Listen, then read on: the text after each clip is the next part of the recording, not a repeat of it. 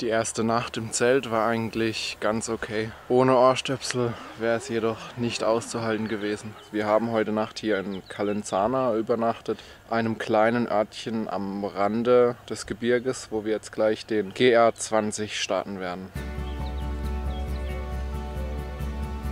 Porridge mit Kokos. Lecker. Es ist jetzt 7:30. Wir haben heute 1400 Höhenmeter zu bewältigen auf 11 Kilometer, was gar nicht das eigentliche Problem ist, sondern unsere schweren Rucksäcke. Wir wollen uns die ganze Tour selbst versorgen und auch im eigenen Zelt schlafen. Gerade deswegen habe ich jetzt ca. 22, 23 Kilo im Rucksack. Lena wahrscheinlich auch 17. Und diese Belastung, die macht uns aktuell wirkliches Sorgen. Wenn wir die ersten 3-4 Tage geschafft haben, dann wird es besser, weil weniger Gewicht. Für uns echt sau ungewohnt, dass es gleich zu Beginn so steil den Berg hoch geht. Wahrscheinlich ist es noch nicht mal so steil, wie es noch steil werden wird. Ganz wichtig werden auf dieser Tour wahrscheinlich die Pausen. Schon nur 10 Minuten haben jetzt das Tragegefühl extrem verbessert.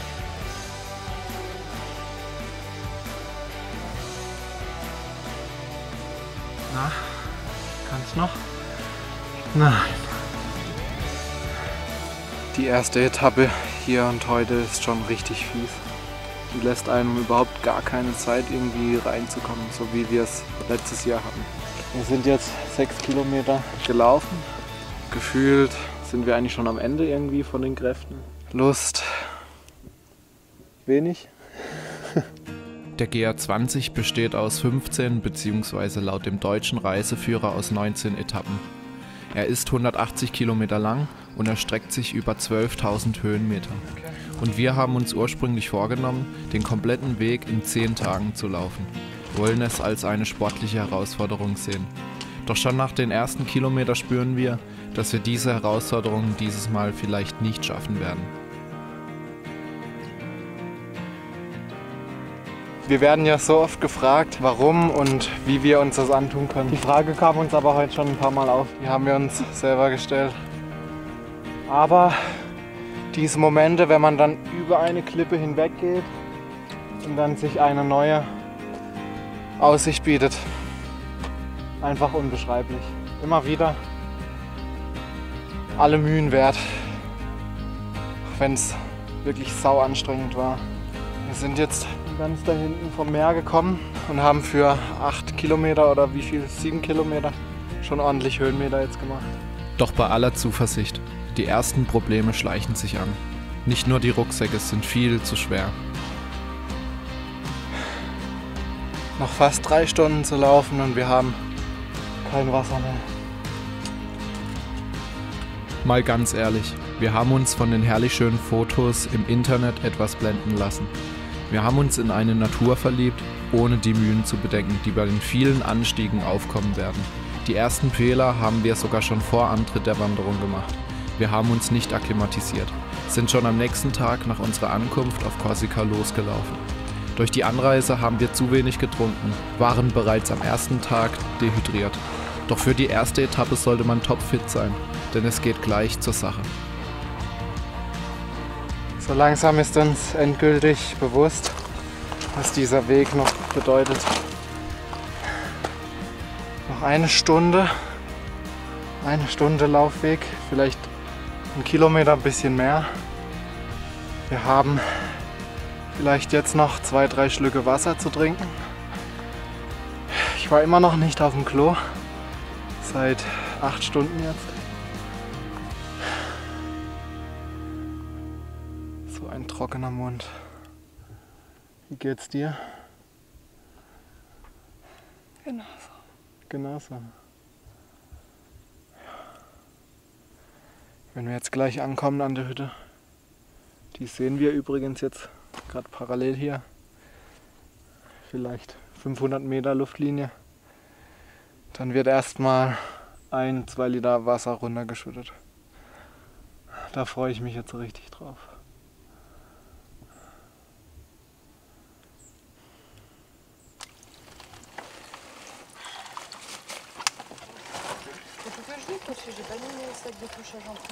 Ja?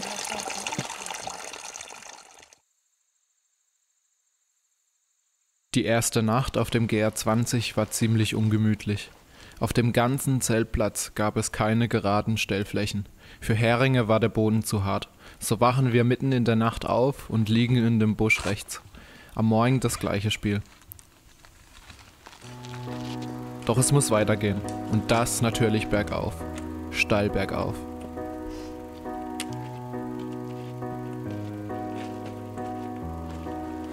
Was auch immer wieder extrem fordernd ist und auch heute wieder, dass es keine schön ausgebauten Wanderwege gibt und man echt fast bei jedem Schritt aufpassen muss, wo man hintritt. Ja, das geht halt auch vom Kopf her an die Kräfte. Schon anstrengend und auch schwierig, dass man nicht einfach mal ein paar Kilometer macht auf einfachem Weg. Halt heute sind es auch wieder nur 7 Kilometer, aber halt 7 Stunden angesetzt. Dann kann man sich denken, wie der Weg ausschaut.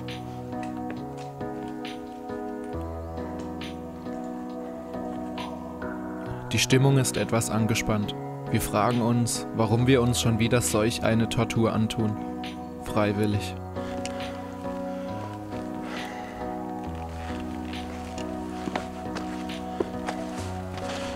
Die wichtigste Anschaffung bisher, die wir neu getätigt haben für diese Tour, sind Wanderstöcke. Lena hatte ja letztes Jahr welche dabei und ich keine. Und bis auf wenige Momente habe ich auch eigentlich gar keine gebraucht. Ich konnte mehr aufnehmen, mehr Bilder machen und war da flexibler. Aber hier absolutes Muss. Schon gestern und auch heute wieder mit dem schweren Rucksack. Man unterstützt da einfach die Schultern, entlastet ihn ein bisschen und es ist einfacher. Ohne. Ja. Und wir haben auch noch keinen gesehen, der keine hat. Auch heute werden wir wieder Probleme mit dem Wasser bekommen. Es gibt keine Quellen bis zum nächsten Zeltplatz. Ganz nach da oben müssen wir jetzt. Und dann geht es auch schon wieder steil den Berg runter. Der Anstieg zur Boca Pisciagia hat es in sich. In steilen Serpentinen geht es über einen Weg, der ohne die weiß-roten Markierungen nicht als solcher zu erkennen wäre. Wir sind wohl recht spät dran und treffen kaum auf andere Wanderer.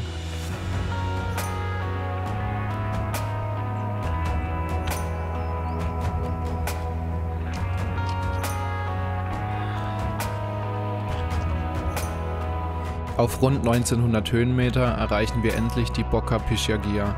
Uns eröffnet sich ein atemberaubendes Panorama auf die höchsten Berge Korsikas. Doch fällt es uns schwer, dieses so richtig zu genießen.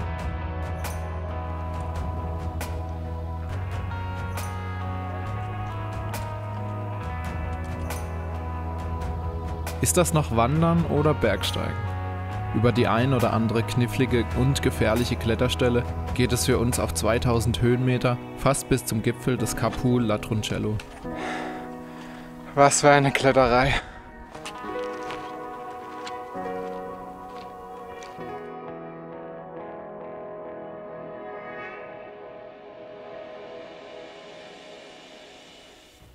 Die letzten 24 Stunden habe ich ehrlich gesagt ein bisschen daran gezweifelt und vergessen, warum wir das machen. Aber genau in solchen Momenten fällt es mir wieder ein.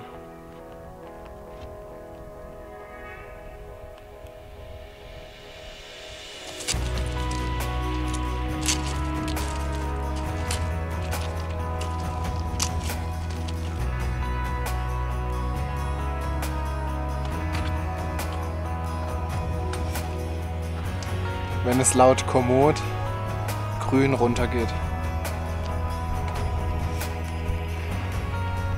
Kein Wunder, kommen wir kaum voran. Bei herrlicher Sicht geht es immer wieder auf und ab bis zum Col da Bartoli. Für uns ist solch ein Terrain absolut neu. Wir kämen nie auf die Idee, solch einen Weg ohne Markierungen zu gehen. Kurz nach der Boca dell'Innominata geht es endlich nur noch bergab.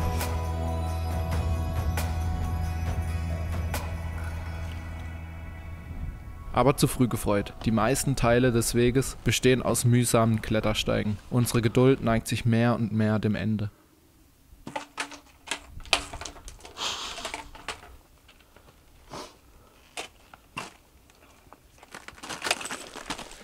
Es hat jetzt gerade angefangen zu tröpfeln und wir laufen hier dieses Tal hinunter. Extrem steil, noch 2 Kilometer nur noch, zum Glück. Allerdings sagt die Uhr auch immer noch 2 Stunden. Jetzt hoffen wir, dass es irgendwie durchzieht und nicht richtig anfängt zu regnen, weil sonst wird es hier echt gefährlich.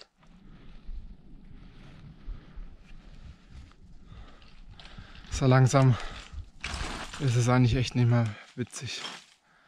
Wir haben beide keine Lust mehr. Wir sind hier noch nicht mal auf Korsika 18 Kilometer gewandert und die Kraft, sie ist nicht mehr da. Wir laufen jetzt noch eine Dreiviertelstunde bis zur Hütte. Geregnet hat es Gott sei Dank nicht. So weit, so gut, aber GR20, ich weiß nicht, ob wir den Stempel bekommen. Auch nach unserer Ankunft am Zeltplatz und dem Aufbau unseres Zeltes ist die Stimmung nicht besser. Angesichts dessen, dass wir den schweren Rucksack haben, wir kochen selber, wir haben ein eigenes Zelt und die Etappen so krass sind, überlegen wir jetzt im Moment, ob wir irgendwie abkürzen, also nicht den kompletten GR20 machen oder vielleicht sogar komplett abbrechen, weil gerade hinten raus hat es einfach keinen Spaß mehr gemacht.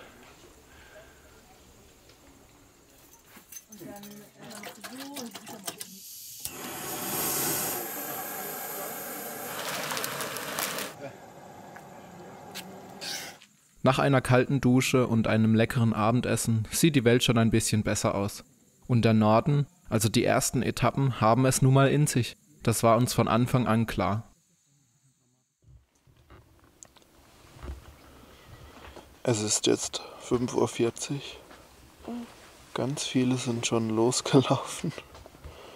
Und wir haben jetzt noch nicht mal Lust, irgendwie aus dem Bett zu steigen. Also im Dunkeln das Zelt aufzuräumen und überhaupt aufzustehen. So weit sind wir noch nicht. Immerhin war die Nacht erholsamer als die letzte. Aber das ist auch nicht so schwierig.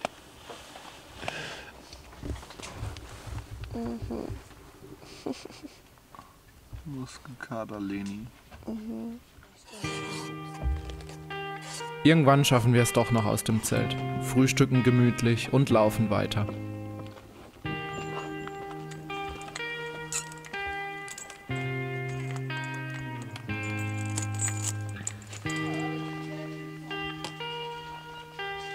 Schon nach kurzer Zeit kommen wir an der berühmten Hängebrücke an. Ziemlich wackelig. Nichts für Leute mit Höhenangst.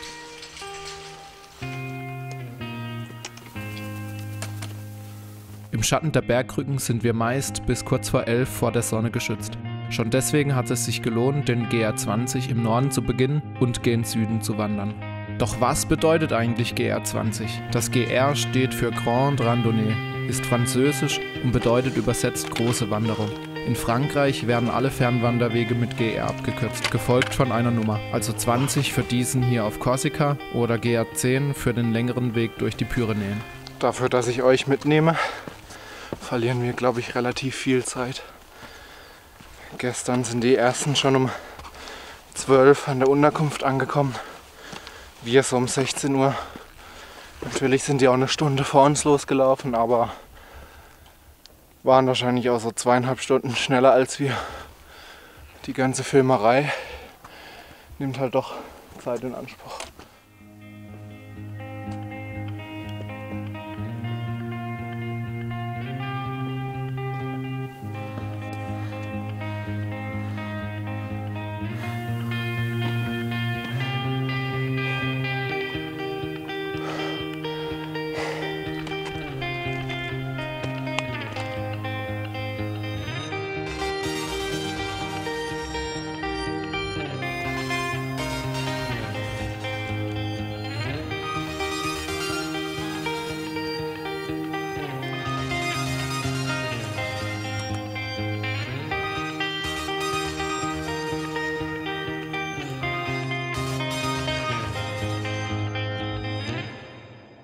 Es ist übrigens relativ viel los hier auf dem GR20, zumindest bisher. Immer mal wieder überholen wir Leute oder wir werden überholt. Meistens werden wir überholt. Auf der Scharte des Bocca di Muvrella angekommen, erwartet uns wieder dieses einmalige Bergpanorama. Bis zur Bocca di Stagno sind kaum noch Höhenmeter zu bewältigen. Doch auch ohne Höhenmeter müssen wir hier wieder klettern.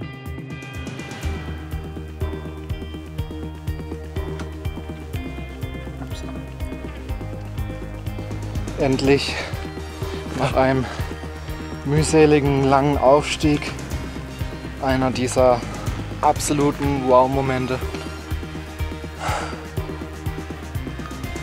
Abermals sind wir überwältigt von diesem Anblick. Wir sind auf einer Insel im Mittelmeer und es sieht aus wie in den Alpen. Oder doch wie in Jurassic World?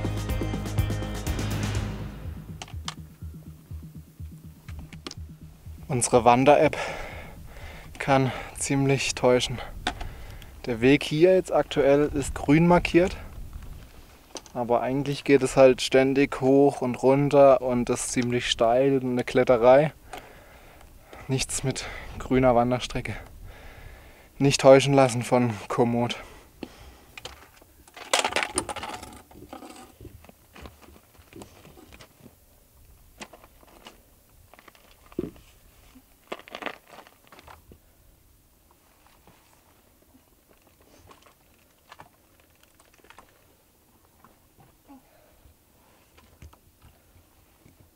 Auf den letzten Metern zur Bocca di Stagno kommen wir doch wieder schneller voran. Endlich ein ebener Weg.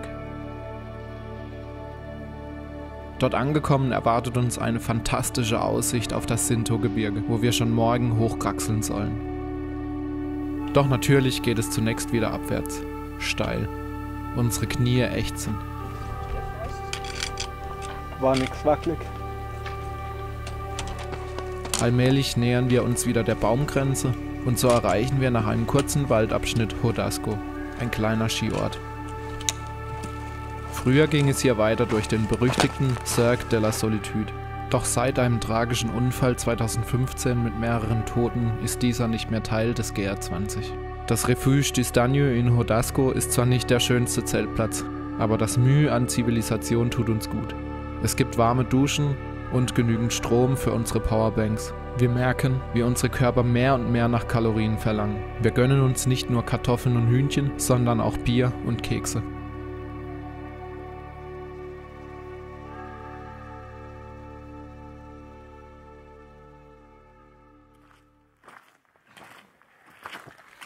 Wir sind heute extra nochmal eine halbe Stunde früher aufgestanden, um 5 Uhr, weil die heutige Etappe enorm lang sein soll.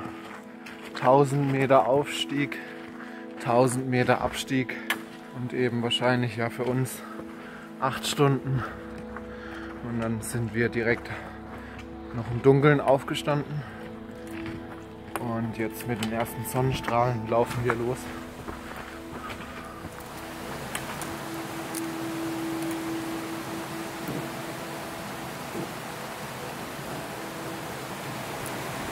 Sofort geht es steil den Berg hoch. Klettern ist angesagt.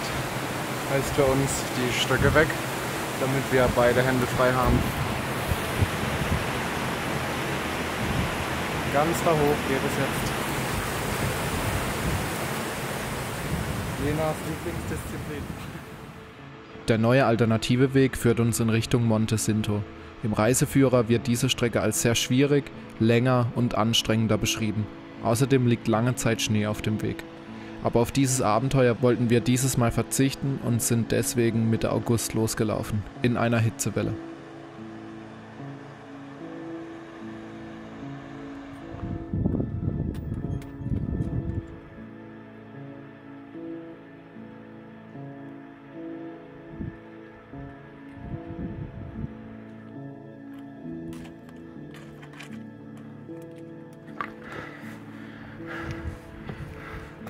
Das macht jetzt richtig Spaß, hier hoch zu klettern.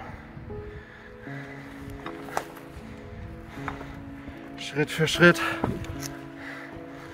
Immer ein bisschen weiter höher. Und so gilt es für uns heute, 1000 Höhenmetern nach oben zu bezwingen.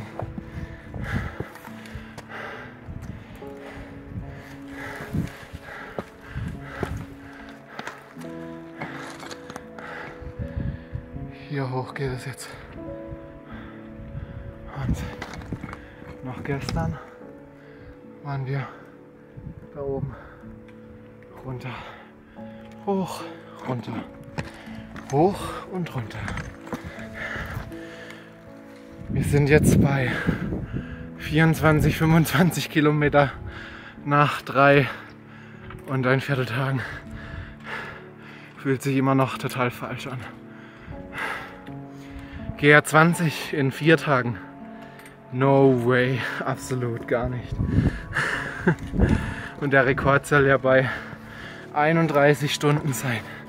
Ich weiß nicht, wie das gehen soll. Wirklich nicht. Weil dann muss man es auch im Dunkeln laufen. Und das geht nicht. Absolut nicht.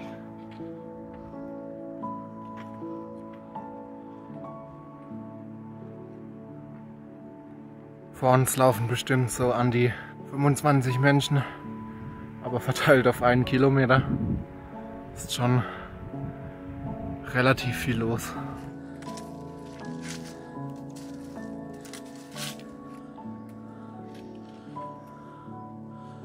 Heute überholen wir mehr Menschen, als wir überholt werden. Ich glaube, die Extraportion Kartoffeln und Hühnchen gestern Mittag, als wir angekommen sind, hat jetzt nochmal neue Kräfte freigelegt. Und weiter geht's.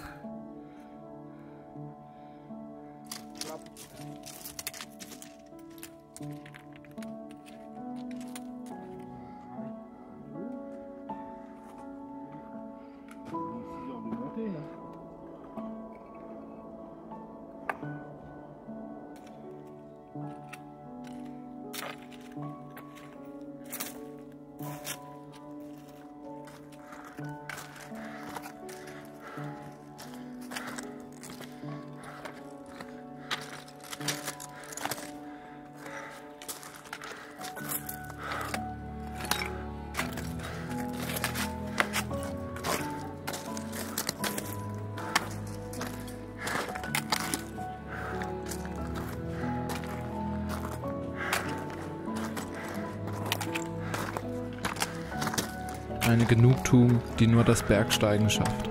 Ja, endlich. Ja, alter Schwede. 1000 Höhenmeter in 4 Kilometer. Oh. Lena, geht's? Ja. Der Monte Cinto, Korsikas höchster Berg mit 2700 Metern. 2 Stunden würde uns der Aufstieg ab der Pointe de Cebollí kosten. Die Zeit und die Kraft sparen wir uns. Es geht weiter über die herrliche Bocca Crusetta zum nächsten Refuge.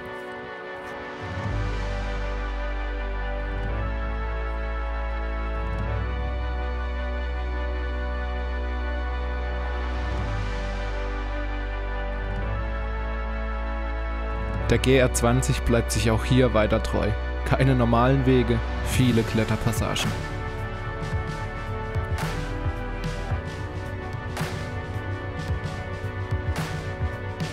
Und was gibt's Schöneres als erst 1000 Meter hoch und dann wieder 1000 Meter nach unten. Yay! Mit der Bocca Crusetta lassen wir auch den harten Norden hinter uns. Der schwierigste Teil des Fernwanderwegs liegt nun vermeintlich hinter uns. Die Stimmung wird trotz des anspruchsvollen Abstiegs immer besser.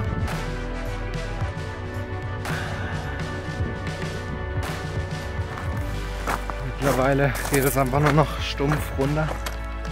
Und da liegt jetzt auch die Gefahr.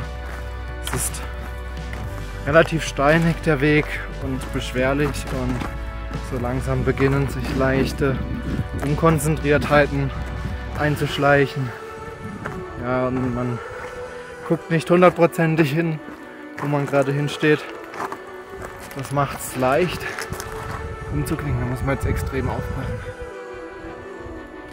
Noch knapp eine Stunde. Leni hat schon knapp eine Stunde noch Grinsen im Gesicht. Schaut mal. Ja. Und gleich gibt's Mittagessen. Ja, beste Etappe. Beste Etappe. Oh. Positive Töne.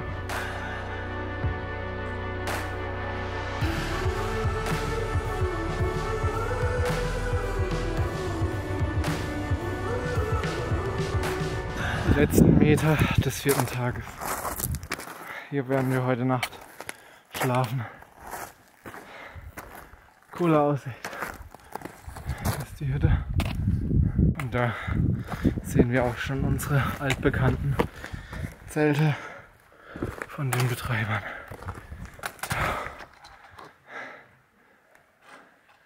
Jetzt müssen wir erstmal noch einen Zeltplatz suchen. Schwierig bei diesem Gelände. Aber da wir so früh wie noch nie ankommen, kein Problem. Bei einer leckeren Portion Ravioli beobachten wir jedoch, wie etliche Wanderer weitergeschickt werden. Kein Platz mehr verfügbar.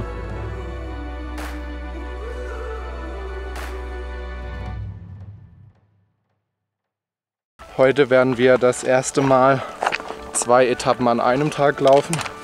Die erste dauert laut Wanderführer 4 Stunden.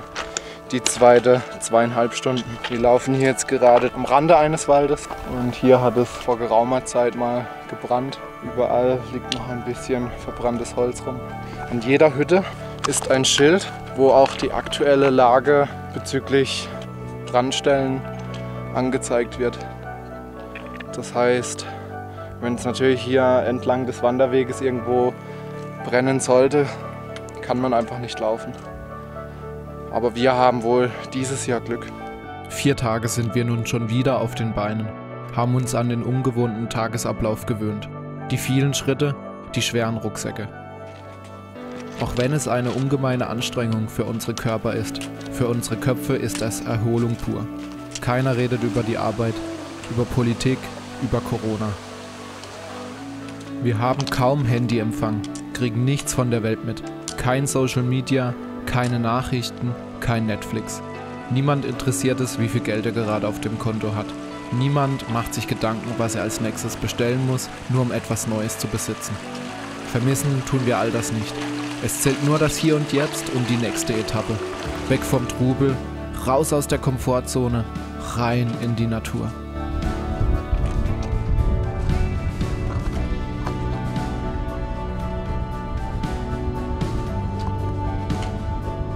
Die Praia Orba, das Matterhorn Korsikas, wird vom GR20 umgangen. Recht früh erreichen wir das Ziel der ersten Etappe des heutigen Tages, das Refuge Châtellot di Mori, und essen dort zum Mittag. Wir fühlen uns gut und so laufen wir einfach weiter. Weiter in Richtung Golotal.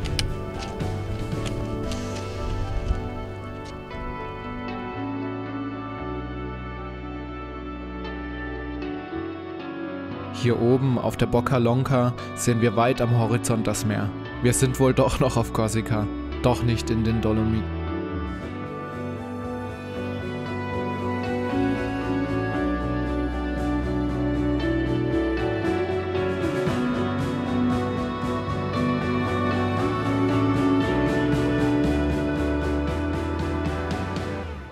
Endlich mal ein Weg, wo es vorwärts geht.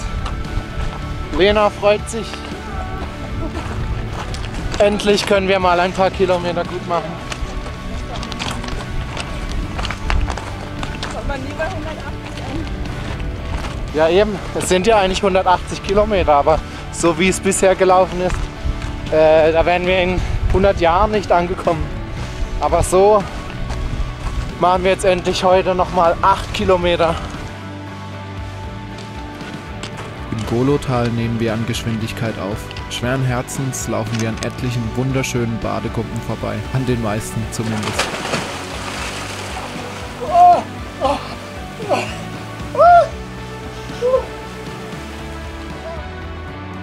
Das eiskalte Wasser in der Badegombe war jetzt echt perfekt für meine Muskeln. Nach 4 Tagen, jetzt 4,5 Tagen Wandern, waren die, glaube ich, echt zu.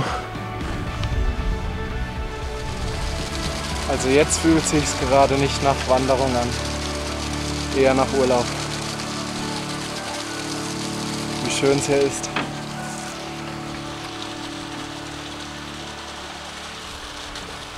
Schaut mal. Es ist auch so warm wie im Urlaub. Ja. Doch kurz vor unserer Ankunft am nächsten Zeltplatz, bei der letzten Aufnahme der Etappe, passiert mir ein Missgeschick mit der Kamera.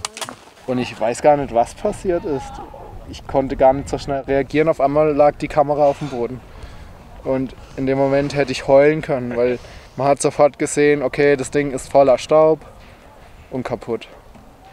Aber wie ihr seht, sie funktioniert ja noch. Tatsächlich hängt das Display nur noch an einem Kabel an der Kamera. Lena und ich haben direkt nachdem wir angekommen sind, alles nochmal mit Gaffertape ein bisschen befestigt. Ja, also wenn wir zu Hause sind, dann muss die Kamera zur Reparatur. Aber die Kamera funktioniert ansonsten noch einwandfrei hier an der Ecke. Noch ein bisschen kaputt. Das Blöde ist da einfach, dass ich genau in dem Moment, wo sie mir runtergefallen ist, das Display schon ausgeklappt habe. Aber was soll's, es gibt Schlimmeres. Immerhin funktioniert die Kamera noch einwandfrei. Ich kann weiterhin noch Bilder machen, ich kann weiterhin noch filmen. Unsere Dokumentation ist gerettet.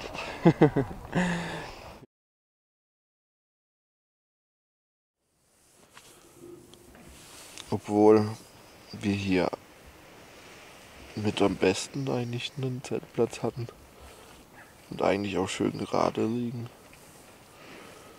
habe ich heute Nacht so schlecht geschlafen. Meine Nase ist zu und boah, ich habe ehrlich gesagt keine Lust jetzt gerade aufzustehen oder weiter zu laufen. Eigentlich reicht es irgendwann einfach mal. Was sagst du? Ich bin auch müde. So unangenehm, wenn man sich erkältet hat.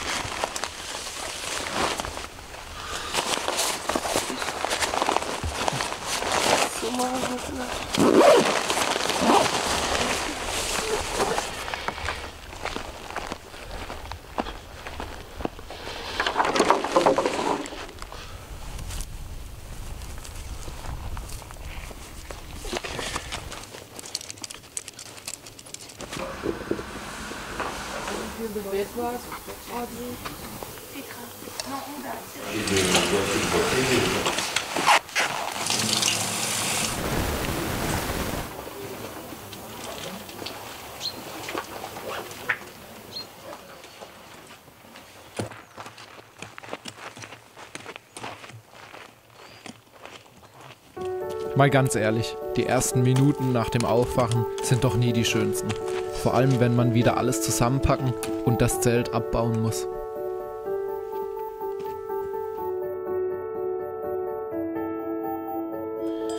Oh, oh. Aber die sieht lieb aus. Ich glaube, die hat genauso viel Angst wie ich. Ah. So schlecht die Stimmung am Morgen noch war, umso besser wird sie heute. Auch wenn sich die ersten körperlichen Abnutzungserscheinungen ankündigen. Lena hat erste Probleme mit Blasen, beziehungsweise irgendwas reibt. Gott sei Dank sind wir gut ausgestattet mit Blasenpflaster und Tape. Von der Boca San Pedro geht es mal wieder den Berg hoch. Wir müssen uns öfter umdrehen. Die Aussicht auf das hinter uns gebrachte Sinto-Gebirge und den Paya Orba wird von Schritt zu Schritt schöner.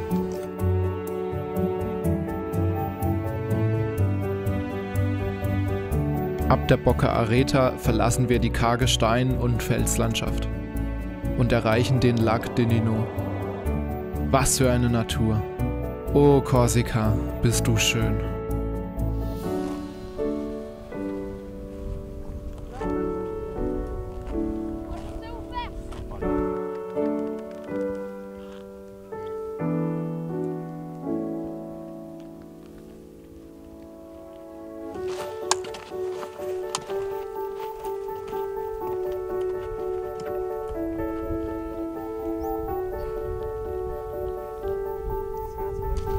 Ab dem Lac de Ninot ziehen wir etwas das Tempo an. In der Ebene für uns kein Problem. Hier hat es am gestrigen Tag gebrannt. Die Bergerie de Vacaya muss wohl nur knapp von einer Katastrophe verschont worden sein.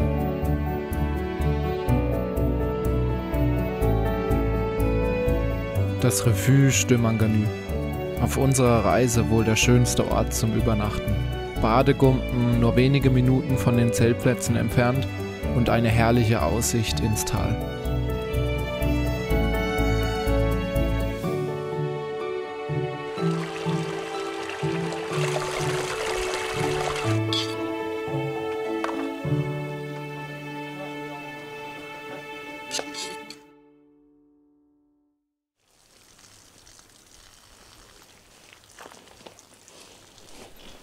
Am nächsten Morgen ist es endlich soweit. Wir schaffen es vor 5 Uhr aus dem Zelt. Doch es ist schwierig, in der Dunkelheit den Weg zu finden, zumal dieser gleich zu Beginn sehr anspruchsvoll ist. Hier links, oder?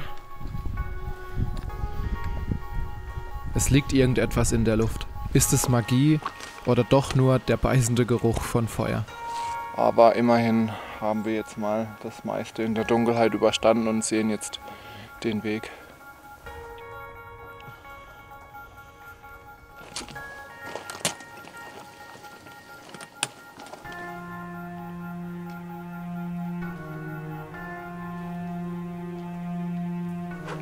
Jetzt hier vor dem Anstieg. Ich brauche Energie.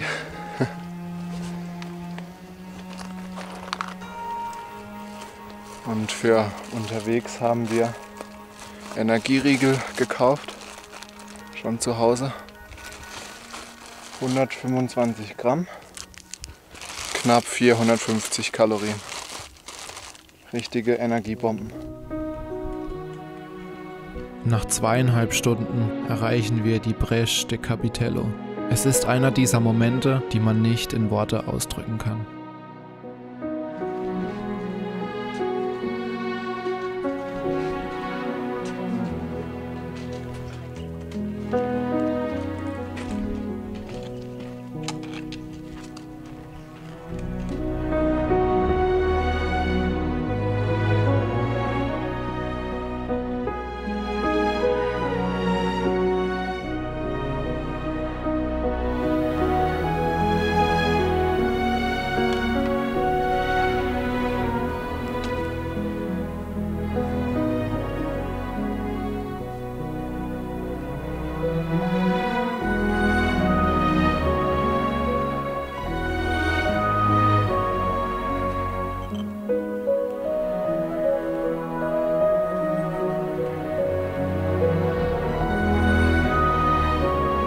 Wir lieben es zu klettern.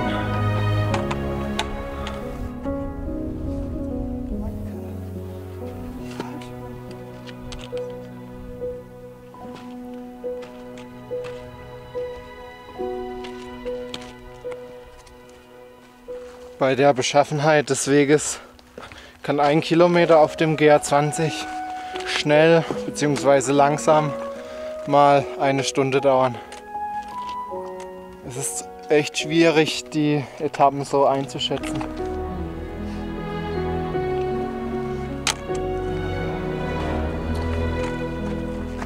Wie geht's deinem Zählen? Nicht gut.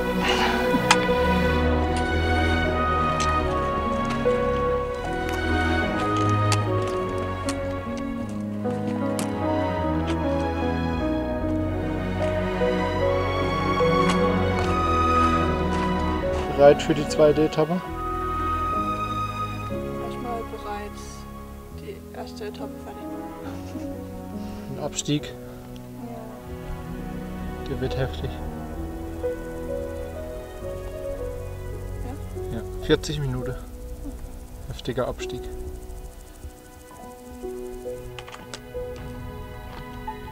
Nach einer ordentlichen Portion Pommes an der Refuge Petra Piana, dem eigentlichen heutigen Ziel, entscheiden wir uns ziemlich schnell weiterzulaufen. Schon nach 5 Minuten bereuen wir diese Entscheidung, aber kehren auch nicht um. Dafür sind uns die Höhenmeter, die wir in der kurzen Zeit schon hinter uns gebracht haben, zu viel und so quälen wir uns den steilen Abstieg runter zu den Badegumpen. Es gäbe übrigens auch eine Alternative über die Pinzi Corbini. Wir haben aber vorerst genug von Gratwanderung und nehmen die zusätzlichen Höhenmeter in Kauf und entscheiden uns für das Manganello-Tal. Wir haben jetzt 1200 Meter Abstieg, 1200 Meter im Anstieg und 11 Kilometer. 14 Uhr, wahrscheinlich noch so 2-3 Stunden. Beide keine Lust mehr. Lena hat offene Füße und der tut alles ab. Wo tut ihr alles weh? Lena put.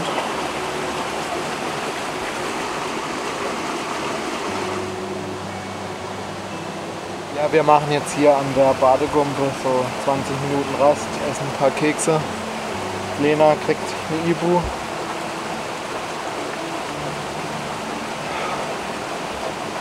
Das kommt davon, wenn man 2 Etappen laufen will. Gell? Ich würde noch ein paar neue Füße nehmen. Hat jemand neue Füße? Bitte in die Kommentare schreiben.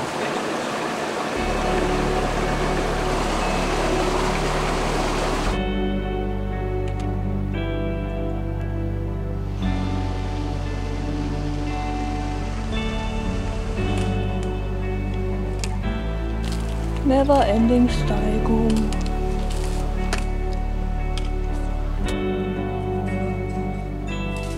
Hallo Pferde.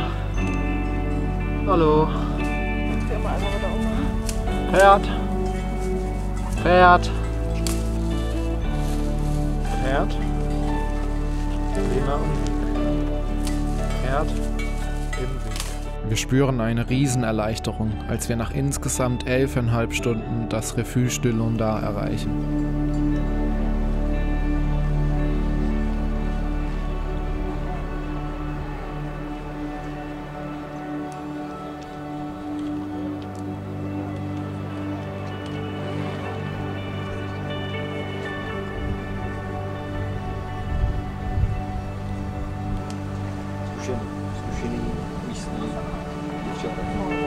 Idę co przyjdzie.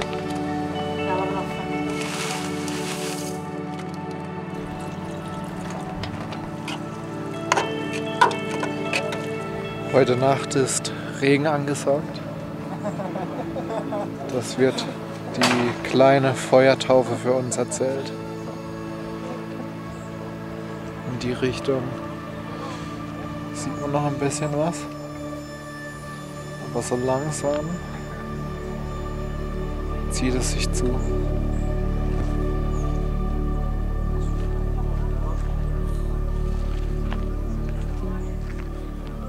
Krass, wie es da von hinten reinzieht.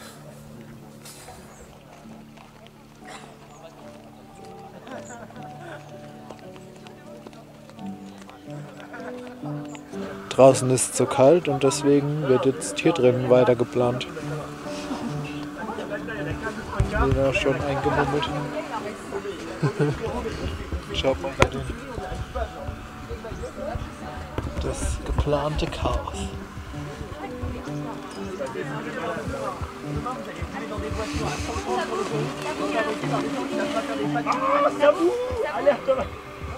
Mit Klopapier.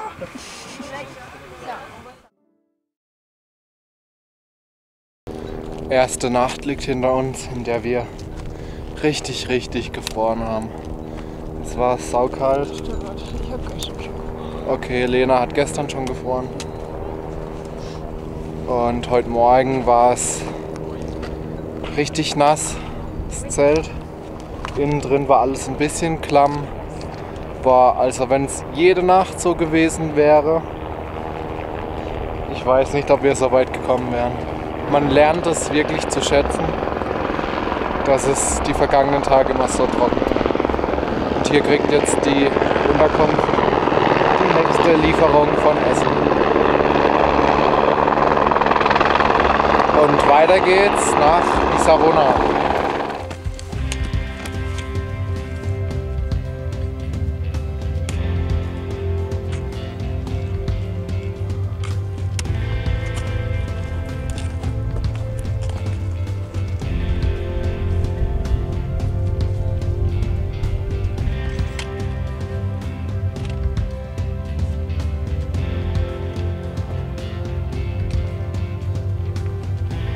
500 Höhenmetern nach oben gerechnet.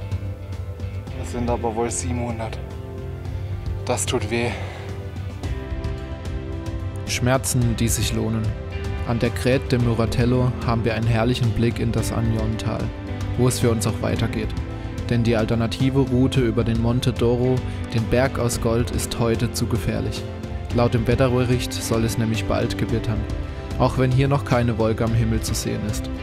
Wir machen eine etwas längere Pause als nötig, essen eine Kleinigkeit, schießen Fotos und treten gestärkt den Abstieg ins Tal an.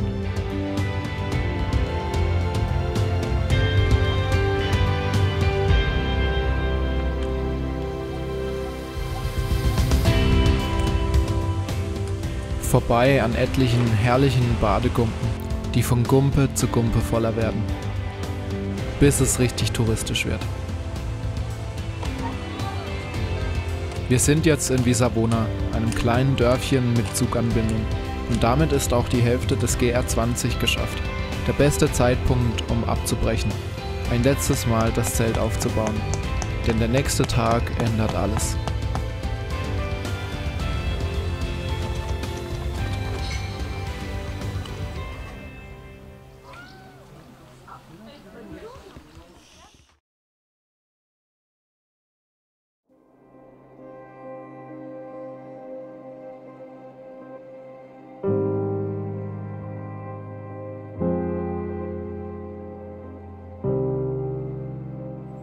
Die Nacht wieder schlecht geschlafen.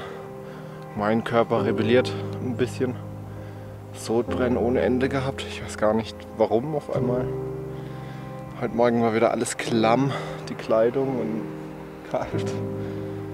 Ja, und deswegen haben wir uns jetzt auch entschieden, den Rest in 4 Etappen irgendwie durchzuspurten, so schnell wie möglich, dass wir so wenig Übernachtungen wie möglich noch haben. Und das Ding auch irgendwie einfach schaffen.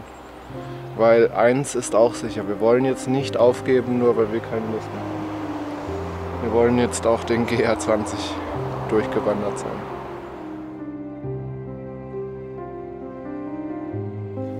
Absoluter Tiefpunkt gerade.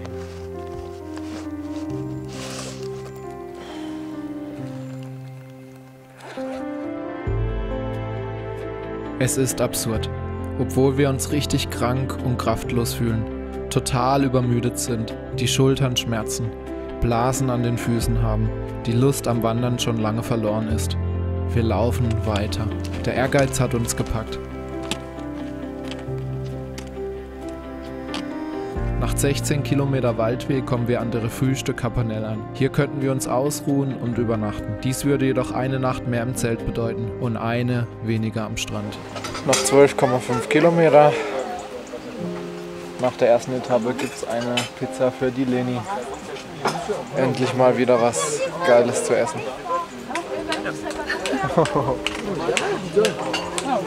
Nach einer leckeren Pizza bei der Halbzeit Refuge laufen wir jetzt weiter. Es ist 20 vor 2.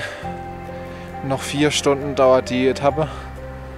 Lust ist nicht gekommen, Kraft auch nicht. Und zusätzlich sieht es ziemlich schlecht aus jetzt am Himmel. Wir hoffen einfach das Beste. Wir wollen jetzt einfach nur noch ankommen. Mir ist schlecht, Lena ist schlecht. Und dann noch 12 Kilometer vor uns. Aber das ist vielleicht genau die Challenge, die ich in den letzten Tagen so ein bisschen vermisst habe. Jetzt heißt es wirklich richtig beißen. Beißen ohne Ende, dass wir durchkommen.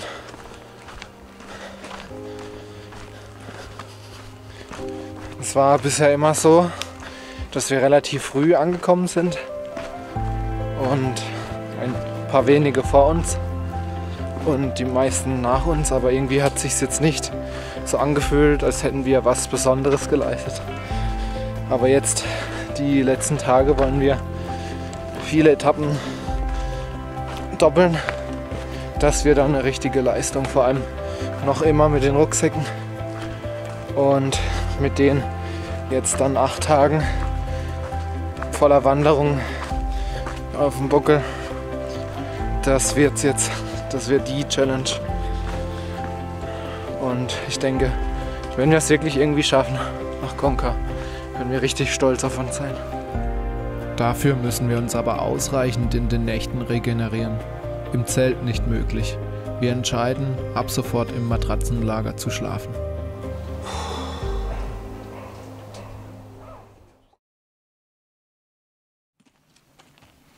In der letzten Refuge Col de Verd erfahren wir, dass andere GR20-Wanderer wohl auch ihre Probleme in den letzten Stunden hatten.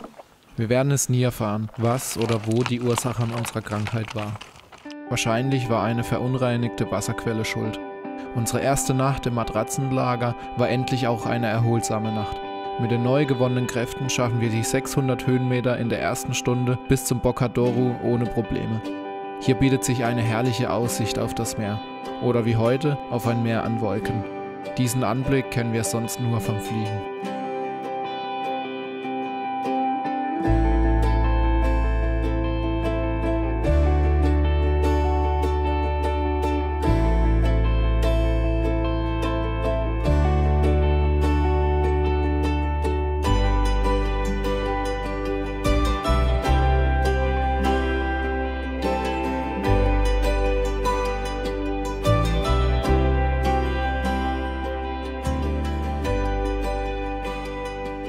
Zwischenfazit, anstrengend. Ja. Vor allem, wenn man weiß, dass man jetzt nochmals über 100 Meter hoch und über 100 Meter runter. Echt? Ja. Am schön gelegenen Refuge de Prati machen wir eine kurze Pause, um dann die Gratwanderung zum Refuge de Sciolo anzutreten.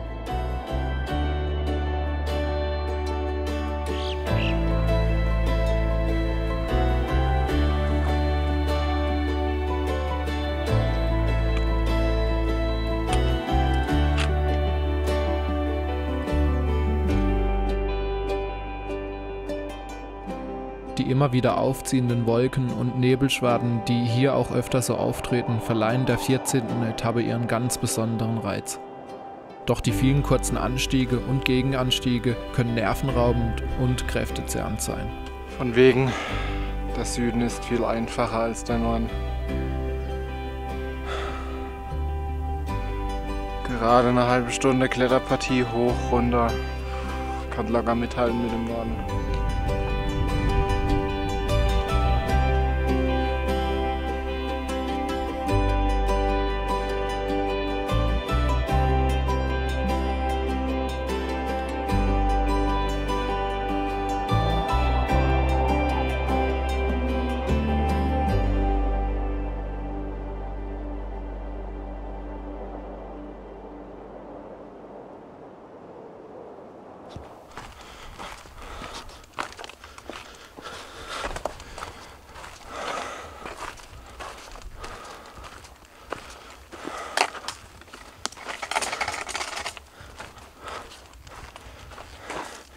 Ich ziehe den Hut vor allen, die den GR20 in 12 oder weniger Tagen laufen. Komplett. Geisteskrank. Es geht da schon wieder so krass den Berg hoch.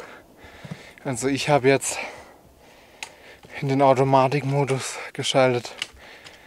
Irgendwie, man denkt über Sachen nach und setzt einen Fuß vor den anderen.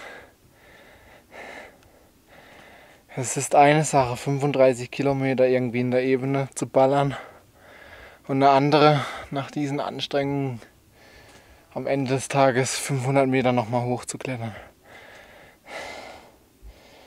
GR20, Europas härtester Fernwanderweg. Nicht mehr, nicht weniger. Das gestehe ich mir jetzt einfach mal zu, auch wenn ich es nicht kann, so wenig wie ich von Europa gesehen habe. Der Titel trägt dazu recht. Oh Mann. Wegen des aufziehenden Nebels ist es mal kurz so dunkel, dass wir denken, es zieht ein Unwetter auf. Aber oben am Bergrücken sehen wir wieder den blauen Himmel. Tatsächlich haben wir die ganze Zeit auf Korsika unheimliches Glück mit dem Wetter. Schnell ziehen gerade hier im Süden auf fast 2000 Höhenmeter Gewitter auf. Starke Winde sind keine Seltenheit. Eine Wanderung ist dann nur was für die Hartgesottenen.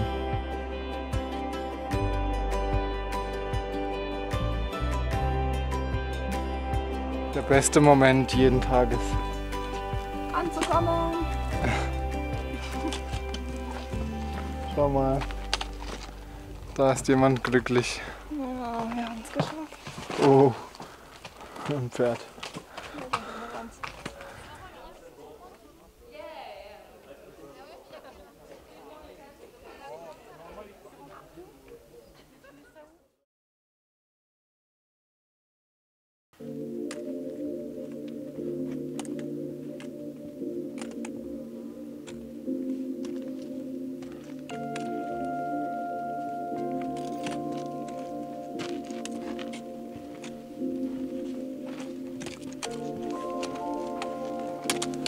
Wenn jetzt alles gut geht, dann war das heute die vorletzte Nacht.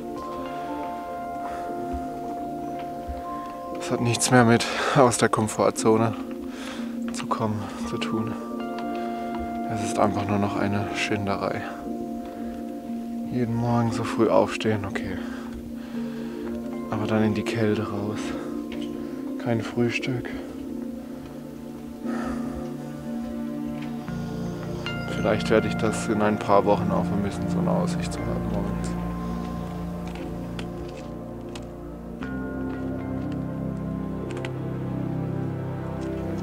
Lena, hatten wir schon einen so schönen Sonnenaufgang gesehen?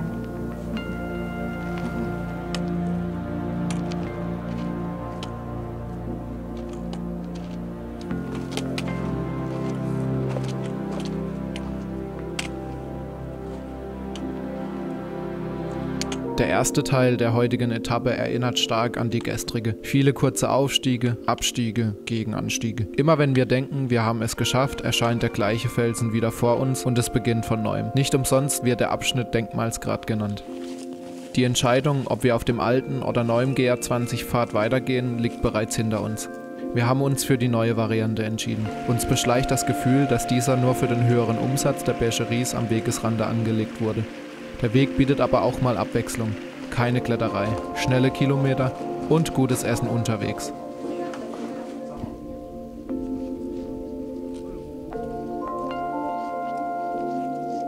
Stetig nähern wir uns durch eine schöne, unspektakuläre Natur dem Monte Insudine. Wir wollen einfach nur noch ankommen, Conca erreichen, den GR20 schaffen.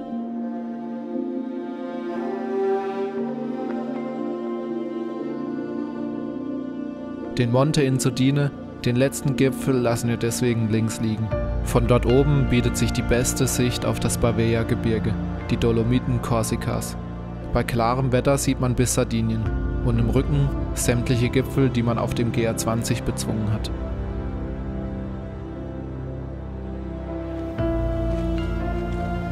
So langsam spüren wir, dass unsere Reise bald zu Ende ist. Stolz, Erleichterung und ein kleines bisschen Wehmut kommen an der letzten Hütte auf, der Refuge d'Asino.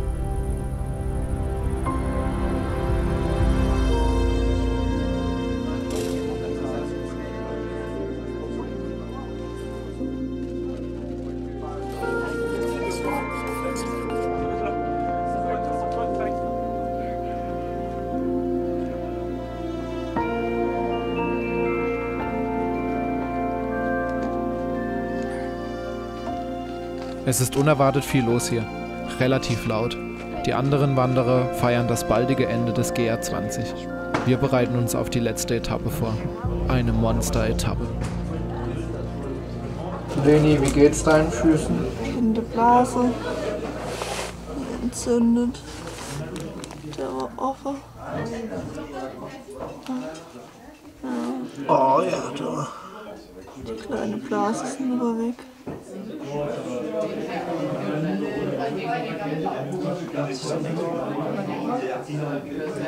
Jetzt ist es endlich soweit. Die letzte Nacht vor der letzten Wanderung.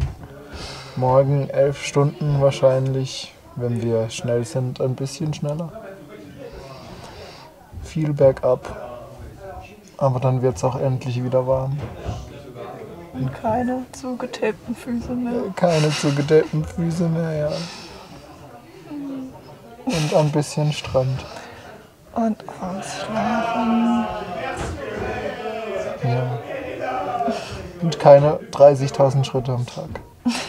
Wobei es morgen 50.000 werden. War da gerade eine Maus? Oder ein Hund? Oh.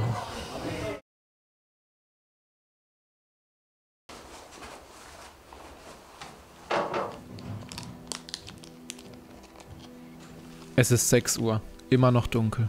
Zeit für ein letztes Abenteuer. Nur wenige laufen die 29 Kilometer ab hier bis Konka und starten später als wir. Welch herrliche Stille. Einer dieser magischen Morgenstunden.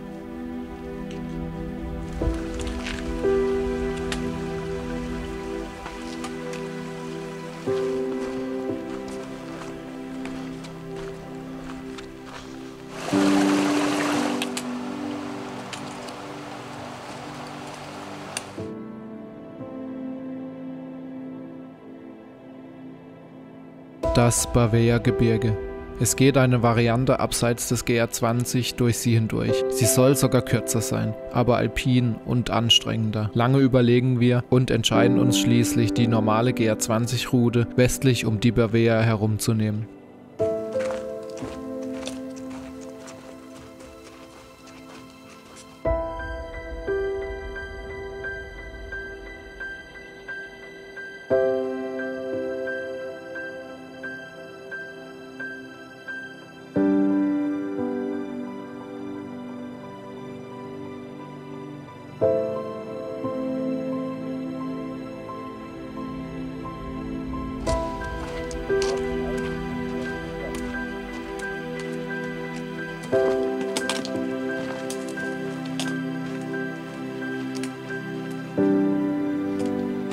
Früher als gedacht erwartet uns ein Kulturschock sondersgleichen.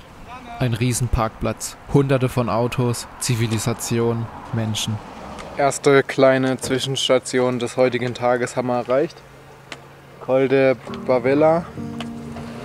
Und unser Ziel Konka ist hier einfach mal mit 7 Stunden jetzt beschrieben. Wir haben 11. Und Leni freut sich noch 7 Stunden. aber die letzten 7. Vielleicht sind wir auch schneller. Oh, eine Ansage. Die Vorfreude ist groß. Schnell wird uns klar, warum hier so viel los ist. Col de Bavea bietet mit der Straßenanbindung und der unmittelbaren Nähe zu diesen einmaligen Felsgebilden für viele Tagestouristen vielleicht das Highlight ihres Korsika-Urlaubs. Wer denkt, in Col de Bavea seine GR20-Wanderung zu beenden, liegt falsch. Der Abschnitt bis Konka zählt für uns zu einer der schönsten. Ein denkwürdiger Abschluss, welcher dem GR20 mehr als gerecht wird.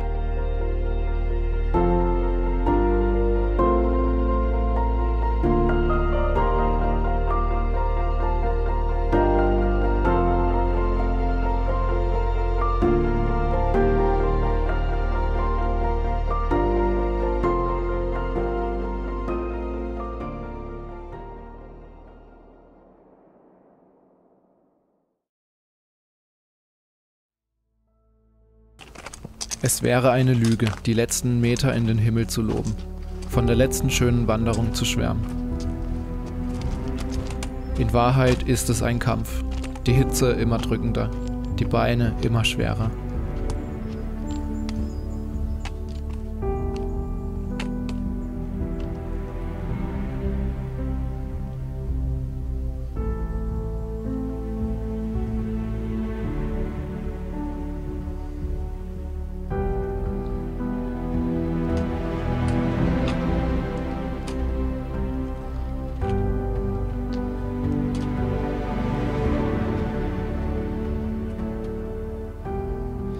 So langsam kommen wir dem Meer immer näher und unserem Ziel Konka.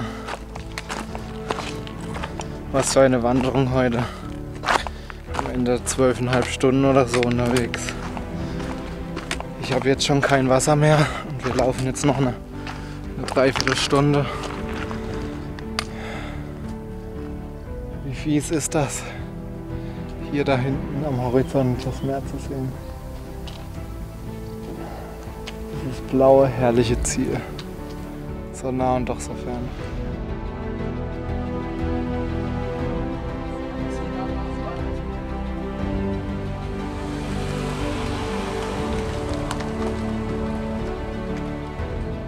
Unsere Ankunft in Konka. Kein kolossales Ende.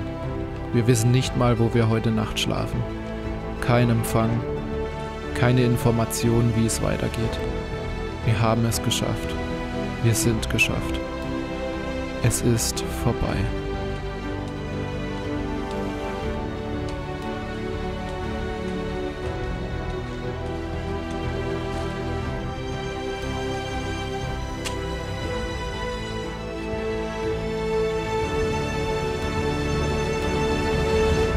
Das allerletzte Zeichen hier im Hintergrund.